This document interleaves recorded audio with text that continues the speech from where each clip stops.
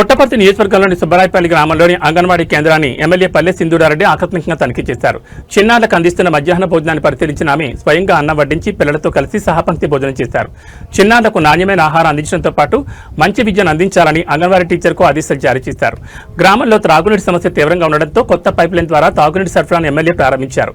అనంతరం పొలగంపల్లి, దొండెకోట గ్రామాల్లో నిర్వహించిన రైతన్న మీకోసం కార్యక్రమంలో పాల్గొన్న ఎమ్మెల్యే రైతులకు రైతు భరోసా కరపత్రాలు అందజేశారు. ఈ సందర్భంగా ఎమ్మెల్యే మాట్లాడుతూ పుట్టపర్తి నియోజకవర్గంలో 193 చెరువులకు కృష్ణా జలాలను అందించి ఆ ప్రాంతాన్ని సస్యశ్యామలం చేయాలని లక్ష్యంగా పెట్టుకున్నట్టు తెలిపారు. కూటమి ప్రభుత్వంలో అన్ని వర్గాల ప్రజలకు సంక్షేమ పథకాలు అందుతున్నాయని, ముఖ్యమంత్రి చంద్రబాబు నాయుడు నేతృత్వంలో రైతులకు ప్రత్యేక ప్రాధాన్యత ఇస్తున్నామని పేర్కొన్నారు.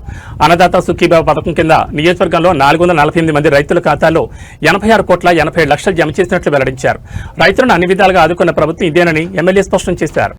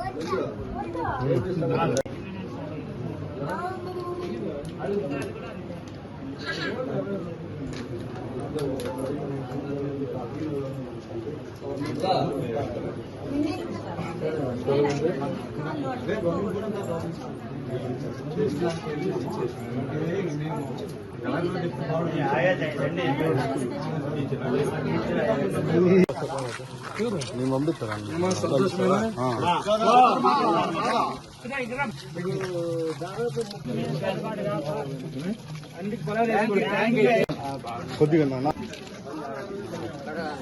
వచ్చి తీసుకుంది.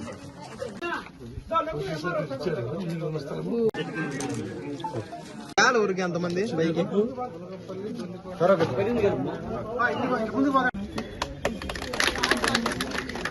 రైతులందరికీ 20,000 చొప్పున మీ అకౌంట్ లో పడిపోయినాయి. వచ్చినాయమ్మా?